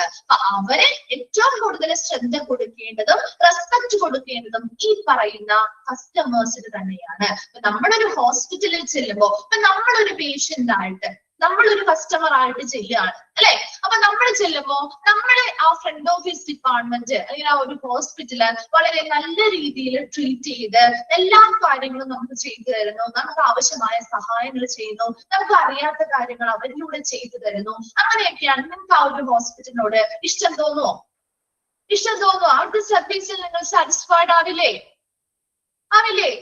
എന്താണ്? ആവും അല്ലെ. അത് തന്നെയാണ് ഇവിടെയും ഉദ്ദേശിക്കുന്നത്. അതായത് ഒരു പേഷ്യന്റ് അല്ലെങ്കിൽ ഒരു കസ്റ്റമർ ആ ഹോസ്പിറ്റലിലേക്ക് വരുന്ന സമയത്ത് അവര് എത്രത്തോളം ഇവരെ ട്രീറ്റ് ചെയ്യുന്നുണ്ട്, നല്ല രീതിയിലാണെങ്കിൽ ആ ഹോസ്പിറ്റലിനോടുള്ള ഒരു ഇംപ്രഷൻ നമുക്ക് എങ്ങനെയായിരിക്കും? ബെറ്റർ ആവും അല്ലെങ്കിൽ നല്ലതായിരിക്കും അല്ലെ. അതുകൊണ്ട് തന്നെ അതേസമയം ഇവര് നമ്മളെ ഇപ്പൊ നമ്മളൊരു ഫ്രണ്ട് ഓഫീസ് ഡിപ്പാർട്ട്മെന്റിൽ പോയി, അവര് നമ്മളെ നല്ല രീതിയിലൊന്നും പരിഗണിക്കുന്നില്ല, ഒത്തിരി നേരം നമ്മൾ വെയിറ്റ് ചെയ്യിപ്പിച്ചു, നമുക്ക് ആവശ്യമായ കാര്യങ്ങളൊന്നും ചെയ്തു തരുന്നില്ല, നമ്മൾ വലിയ രീതിയിൽ മൈൻഡ് ചെയ്യുന്നില്ല. പിന്നെ നമ്മൾ ആ ഒരു ഹോസ്പിറ്റലിലേക്ക് പോകാൻ താല്പര്യം കാണിക്കോ? ഒരു ഹോസ്പിറ്റലിലേക്ക്? ഇല്ല അല്ലെ. അപ്പൊ അങ്ങനെ കാണിക്കുമ്പോ നമ്മൾ സ്വാഭാവികമായിട്ടും ആ ഒരു ഹോസ്പിറ്റലിലേക്ക് പേഷ്യൻസ് പോകില്ല. അപ്പൊ അവരുടെ കസ്റ്റമേഴ്സിനെ കുറയും, അവരുടെ ആ ഒരു ബിസിനസ്സിനെ എന്ത് പറ്റും? കുറവ് വരും അല്ലെ. അത് തന്നെയാണ് ഇവിടെയും അവർ റിപ്പോർട്ട് കൊണ്ട് ഉദ്ദേശിക്കുന്നത്. അപ്പൊ വരുന്ന പേഷ്യൻസിനെ അല്ലെങ്കിൽ വരുന്ന കസ്റ്റമേഴ്സിനെ നന്നായിട്ട് അവരെ രാജാക്കന്മാരെ പോലെ നമ്മൾ ട്രീറ്റ് ചെയ്യണം. അവരെ ഒരു കാരണവശാലും അവരെ ശ്രദ്ധിക്കപ്പെടാതെ പോവാൻ പാടില്ല. അപ്പൊ നോക്കിയേ, ഇനി നമുക്ക് ക്ലിയർ ആണല്ലോ ആ ഒരു റിപ്പോർട്ടിന്റെ മീനിങ്? ഓക്കെ ആണല്ലോ. നമ്മൾ ഈ ഒരു മെയിൻ ചാപ്റ്ററിലേക്ക് പോവാണ്. First point, okay, a medical receptionist is an inevitable part of a well-functioning healthcare team. Underline ചെയ്ത first point, A medical receptionist, ഒരു മെഡിക്കൽ റിസപ്ഷനിസ്റ്റ് എന്ന് പറയുന്നത് is an inevitable, അതായത് അവിഭാജ്യ ഘടകം അല്ലെങ്കിൽ ഒരിക്കലും ഒഴിച്ചുകൂടാനാവാത്ത ഒരു ഭാഗമാണ്. Well functioning health care team, ഒരു നന്നായി പ്രവർത്തിക്കുന്ന ഒരു ഹെൽത്ത് കെയർ ടീമിന്റെ ഒരു അവിഭാജ്യ ഘടകം അല്ലെങ്കിൽ ഒരിക്കലും ഒഴിച്ചു കൂടാൻ പറ്റാത്ത ഒരു ഘടകം അല്ലെങ്കിൽ ഒരു വ്യക്തിയാണ് ഒരു മെഡിക്കൽ റിസപ്ഷനിസ്റ്റ് എന്ന് പറയുന്നത്. Doctors, nurses and other medical and administrative staff members depend upon the medical receptionist to create a friendly, welcoming and well-organized front office for patients and to facilitate the well-functioning of the hospital. ഇനി എന്താ, doctors ആണെങ്കിലും nurses ആണെങ്കിലും മറ്റ് medical സ്റ്റാഫുകള് അല്ലെങ്കിൽ administrative സ്റ്റാഫുകള് മുതലായ ആളുകളെല്ലാം ആരെ ആശ്രയിച്ചാണ് രോഗികളെ കൈകാര്യം ചെയ്യാൻ? ആരെയാണ് ആശ്രയിക്കുന്നത്? ഒരു മെഡിക്കൽ റിസപ്ഷനിസ്റ്റിനെയാണ് അല്ലെ. ഇവരാണ് വരുന്ന പേഷ്യൻസിന്റെ ഇൻഫർമേഷൻസും കാര്യങ്ങളൊക്കെ ഈ പറയുന്ന ഡോക്ടേഴ്സിനാണെങ്കിലും നഴ്സസിനാണെങ്കിലും മറ്റ് മെഡിക്കൽ ആൻഡ് അഡ്മിനിസ്ട്രേറ്റീവ് സ്റ്റാഫ് മെമ്പേഴ്സിനാണെങ്കിലും കൈമാറുന്നത് അല്ലെ. അപ്പോ എപ്പോഴും ഈ പറയുന്ന ഡോക്ടേഴ്സ്, നഴ്സസ്, മറ്റ് മെഡിക്കൽ സ്റ്റാഫുകള്, അഡ്മിനിസ്ട്രേറ്റീവ് സ്റ്റാഫ് മെമ്പേഴ്സ് മുതലായ എല്ലാവരും പേഷ്യൻസിനെ കൈകാര്യം ചെയ്യാൻ ഈ ഒരു മെഡിക്കൽ റിസപ്ഷനിസ്റ്റിനെ ആശ്രയിക്കുന്നു. And The medical reception is to create a friendly, welcoming and well-organized front office for patients and to facilitate the well-functioning of the hospital. ഇനി എന്താ പറയുന്നേ? ഈ ഒരു മെഡിക്കൽ റിസപ്ഷനിസ്റ്റ് എന്ത് ചെയ്യണം? To create, എന്താണ് ചെയ്യേണ്ടത്? വളരെ ഫ്രണ്ട്ലി ആയിട്ടുള്ള, വളരെ സൗഹൃദപരമായിട്ടുള്ള ആൻഡ് വെൽക്കമിങ്, നല്ല രീതിയിൽ സ്വാഗതാർഹമായിട്ടുള്ള ആൻഡ് വെൽ ഓർഗനൈസ്ഡ്, നന്നായി ഓർഗനൈസ് ചെയ്തിട്ടുള്ള ഒരു ഫ്രണ്ട് ഓഫീസ് ആർക്ക് നൽകണം? വരുന്ന പേഷ്യൻസിന് നൽകണം, അല്ലെ? അങ്ങനെ ഒരു ഫ്രണ്ട് ഓഫീസ് ക്രിയേറ്റ് ചെയ്യേണ്ടത് അല്ലെങ്കിൽ രൂപപ്പെടുത്തേണ്ടത് ഒരു മെഡിക്കൽ റിസപ്ഷനിസ്റ്റ് ആണ്, അല്ലെ? നമ്മൾ അങ്ങനത്തെ ഒരു ഫ്രണ്ട് ഓഫീസ് അല്ലേ ആഗ്രഹിക്കുന്നത്? നമ്മൾ ചെല്ലുമ്പോൾ നല്ല രീതിയിൽ നമ്മളെ ഫ്രണ്ട്ലി ആയിട്ട് വളരെ സൗഹൃദപരമായി നമ്മളോട് ഇടപഴകണം, നമ്മളെ നല്ല രീതിയിൽ ഗ്രീറ്റിംഗ്സോടുകൂടി സ്വീകരിക്കണം, അല്ലെ? നല്ല എല്ലാ കാര്യങ്ങളും വെൽ ഓർഗനൈസ്ഡ് ആയിട്ട് നമുക്ക് ചെയ്തു തരണം. അങ്ങനെ ഒരു ഫ്രണ്ട് ഓഫീസ് പേഷ്യൻസിന് നൽകാനായിട്ട് അങ്ങനെ ഒരു ഫ്രണ്ട് ഓഫീസ് രൂപപ്പെടുത്തണമെങ്കിൽ അത് ആരുടെ ഡ്യൂട്ടിയാണ്? ഒരു മെഡിക്കൽ റിസപ്ഷനിസ്റ്റിന്റെ ഡ്യൂട്ടിയാണ്. And to facilitate the well functioning of the hospital, ആ ഹോസ്പിറ്റലിന്റെ നല്ല രീതിയിലുള്ള പ്രവർത്തനങ്ങൾ വളരെ സുഗമമായി മുന്നോട്ട് കൊണ്ടുപോകുന്നതിന് വേണ്ടി ഈ പറയുന്ന നല്ല രീതിയിൽ ആ ഫ്രണ്ട് ഓഫീസിനെ മുന്നോട്ട് കൊണ്ടുപോകണമെങ്കിൽ അത് ആരുടെ ഉത്തരവാദിത്വത്തിൽ വരുന്നതാണ്?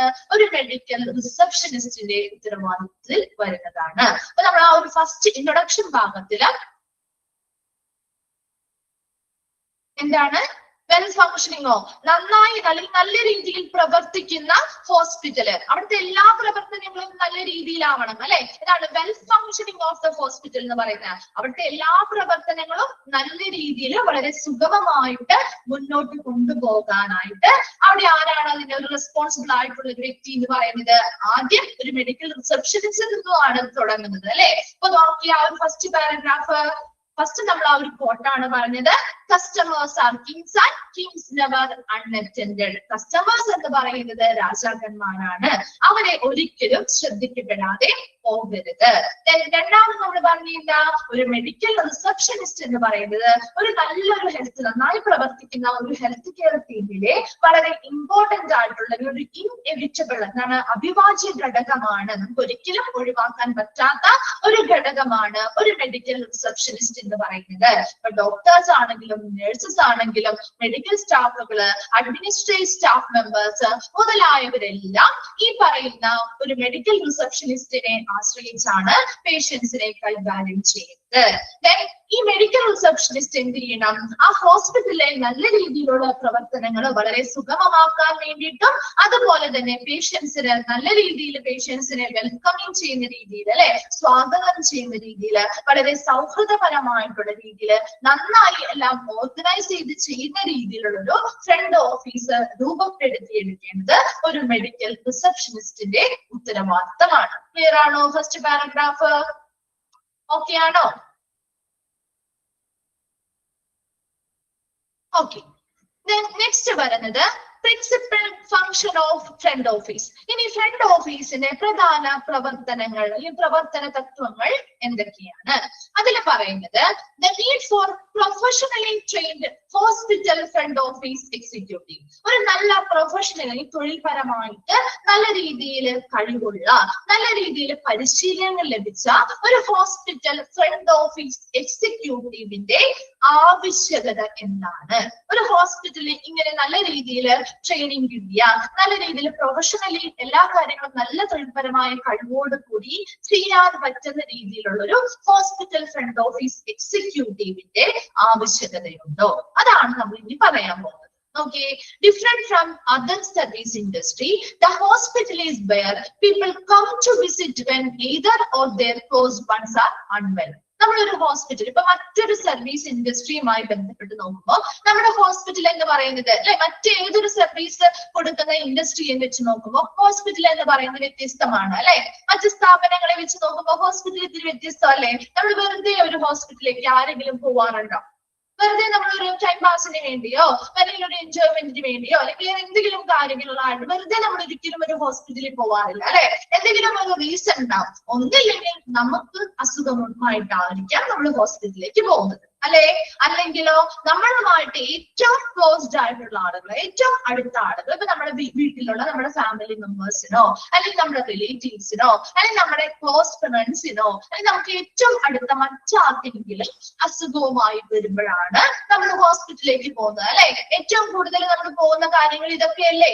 നമുക്ക് എന്തെങ്കിലും അസുഖം വരുമ്പോൾ പോകും, അല്ലെങ്കിൽ നമുക്ക് ഏറ്റവും അടുത്തുള്ള അല്ലെങ്കിൽ ഏറ്റവും ക്ലോസ്ഡ് ആയിട്ടുള്ള ആളുകൾക്ക് എന്തെങ്കിലും അത്യാവശ്യങ്ങൾ വരുമ്പോൾ, അസുഖങ്ങൾ വരുമ്പോഴാണ് നമ്മളൊരു ഹോസ്പിറ്റലിലേക്ക് പോകുന്നത്. അല്ലാതെ വെറുതെ ഒരിക്കലും ഒരാള് ഹോസ്പിറ്റലിലേക്ക് പോവാറില്ല. അപ്പൊ ഇങ്ങനെ വരുന്ന ആളുകൾ, അതായത് ഇപ്പൊ ഒന്നില്ലെങ്കിൽ നമ്മുടെ ഒരു പേഷ്യന്റ് ആയിട്ട് ഹോസ്പിറ്റലിലേക്ക് പോകുന്നു, അല്ലെങ്കിൽ നമ്മുടെ ആർക്കെങ്കിലും ക്ലോസ്ഡ് ആയിട്ടുള്ള നമ്മുടെ വീട്ടിലെ മറ്റാർക്കെങ്കിലും ഒരു അസുഖവുമായിട്ട് അവരെയും കൊണ്ടാണ് നമ്മളൊരു ഹോസ്പിറ്റലിലേക്ക് പോകുന്നത് എന്ന് വിചാരിക്കുക. അപ്പൊ നമ്മുടെ ആ ഒരു കണ്ടീഷൻ എന്ന് പറയുന്നത് എങ്ങനെയായിരിക്കും?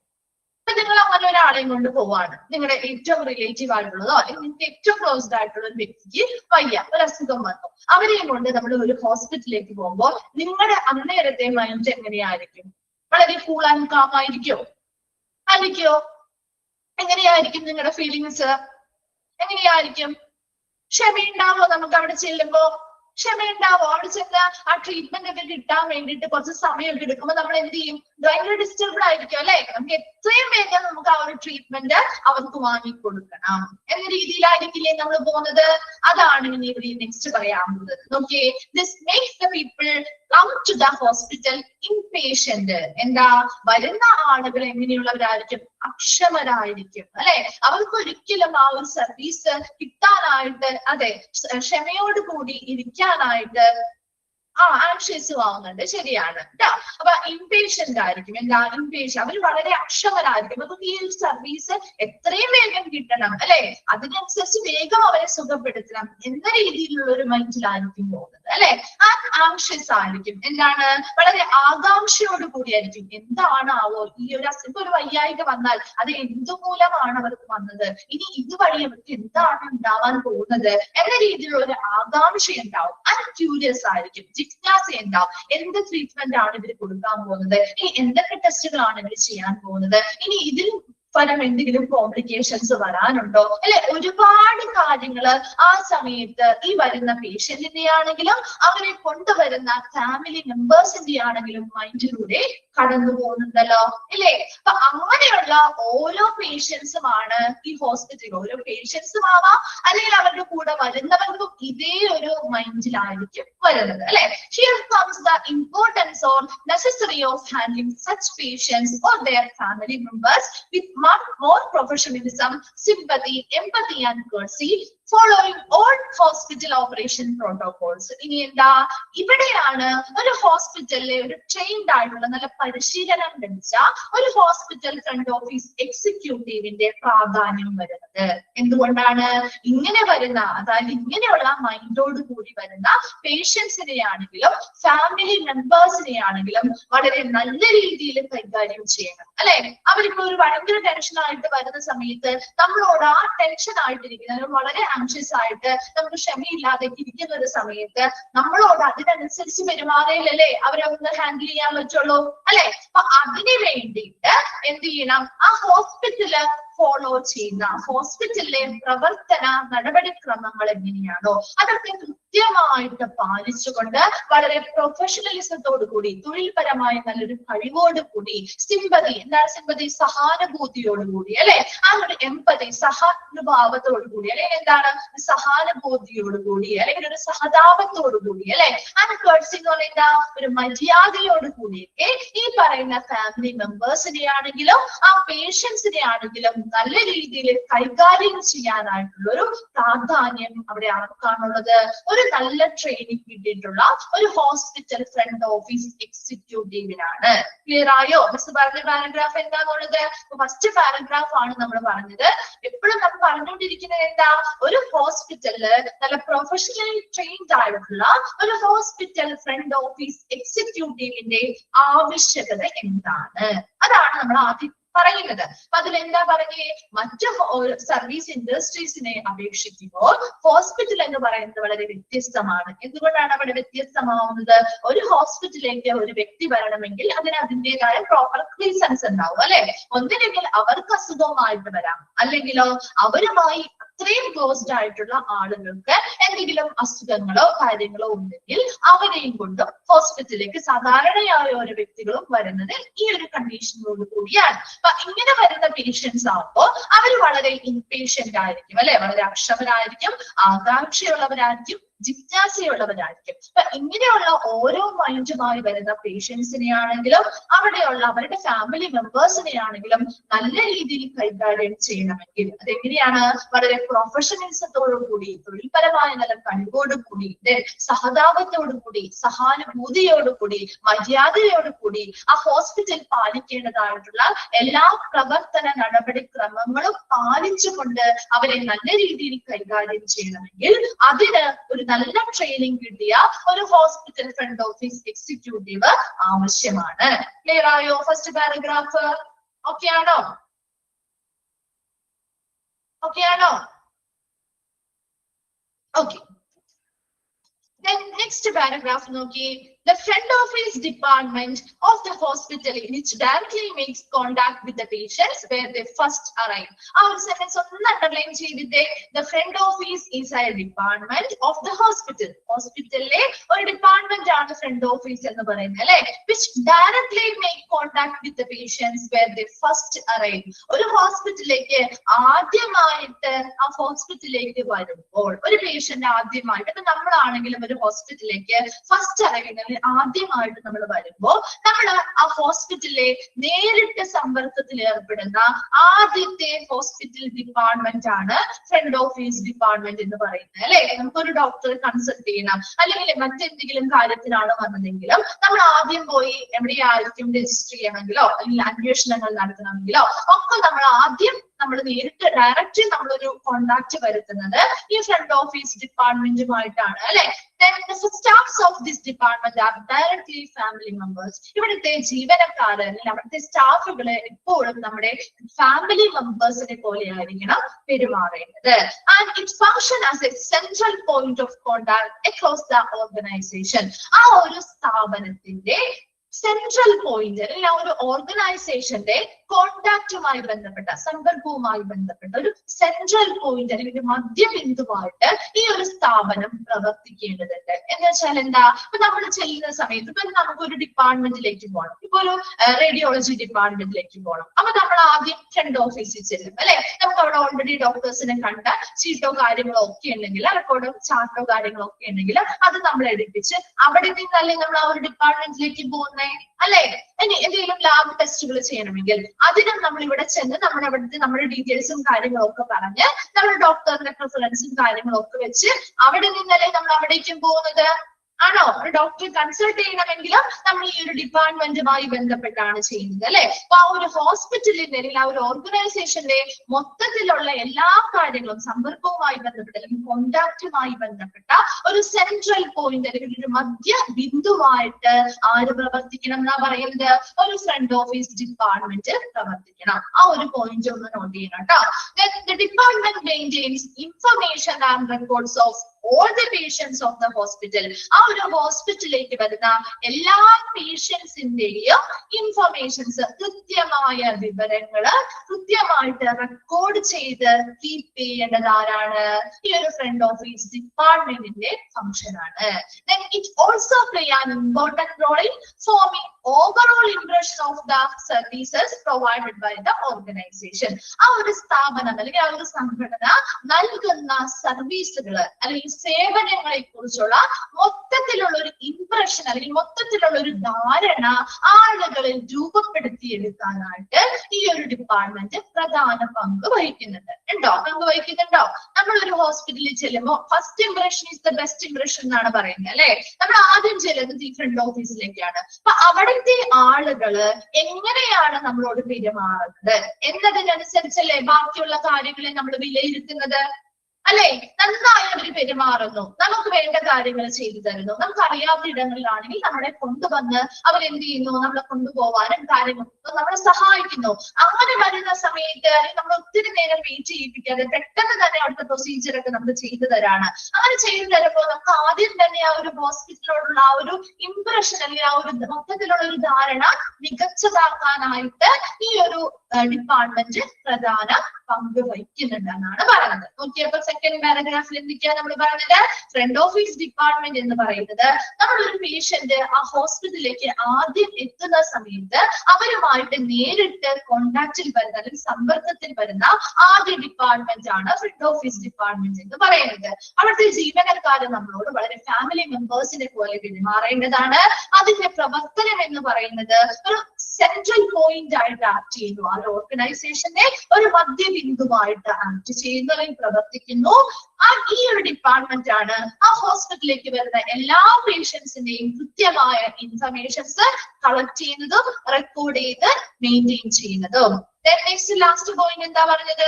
ആ ഒരു ഓർഗനൈസേഷൻ അല്ലെങ്കിൽ ആ ഒരു സംഘടനയിൽ നൽകുന്ന സർവീസുകൾ അല്ലെങ്കിൽ സേവനങ്ങളെ കുറിച്ചുള്ള ഒരു മൊത്തത്തിലൊരു ധാരണ കിട്ടാനായിട്ട് പേഷ്യൻസ് അല്ലെങ്കിൽ അവിടെ വരുന്ന ആളുകൾക്ക് ആ ഒരു മൊത്തത്തിലുള്ള ഒരു ധാരണ അല്ലെങ്കിൽ ഒരു ഇംപ്രഷൻ കിട്ടാനായിട്ട് ഈ ഒരു ഡിപ്പാർട്ട്മെന്റ് പ്രധാന പങ്ക് വഹിക്കുന്നുണ്ട്. ക്ലിയർ ആണോ? സെക്കൻഡ് പാരഗ്രാഫ് ഓക്കെ ആണോ?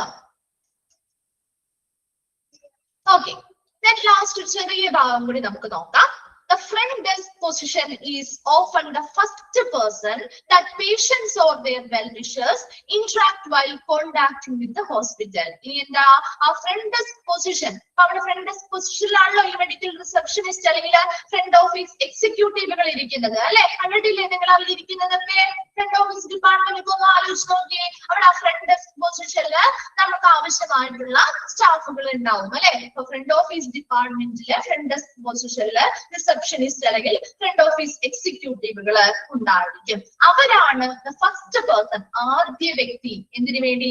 Patients or their well-wishers interact while contacting with the patient hospital. ആ ഒരു ഹോസ്പിറ്റലുമായിട്ട് കോണ്ടാക്റ്റിൽ വരുന്ന സമയത്ത് പേഷ്യൻസ് ആവാം അല്ലെങ്കിൽ വെൽവിഷേഴ്സ് അല്ലെങ്കിൽ അവരുടെ അഭ്യുദയകാംക്ഷികൾ അല്ലെങ്കിൽ അവരുടെ ഫാമിലി മെമ്പേഴ്സോ ആ ഹോസ്പിറ്റലിലേക്ക് കോണ്ടാക്റ്റിൽ വരുന്ന സമയത്ത് അല്ലെങ്കിൽ സമ്പർക്കത്തിൽ വരുന്ന സമയത്ത് അവരുമായിട്ട് നേരിട്ട് ഇടപെടലുകൾ നടത്തുന്ന ആദ്യ വ്യക്തിയാണ് ഫ്രണ്ട് ഡെസ്ക് പൊസിഷനിൽ ഇരിക്കുന്ന ഫ്രണ്ട് ഓഫീസ് എക്സിക്യൂട്ടീവ് എന്ന് പറയുന്നത് അല്ലെ?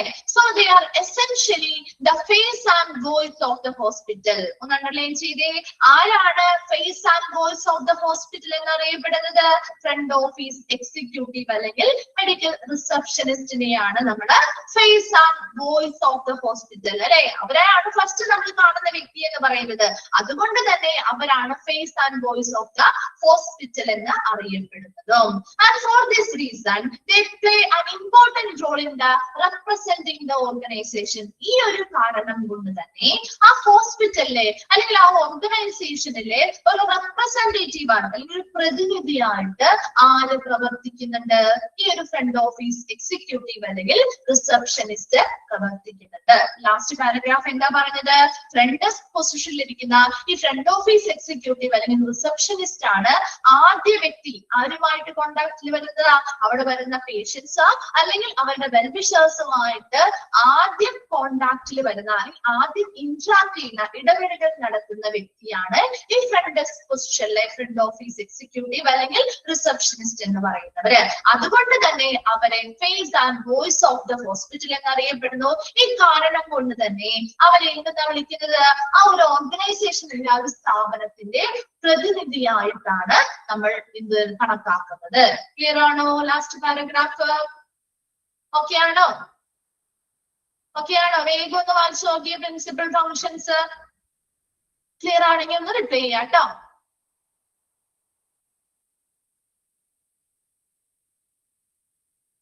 ഓക്കെ, നമ്മള് കഴിഞ്ഞ ചാപ്റ്റർ കംപ്ലീറ്റ് ചെയ്തു. ഈ ഒരു ചാപ്റ്റർ കുറച്ച് ഭാഗം ഒരു പേജോളം നമ്മൾ എടുത്തിട്ടുണ്ട്.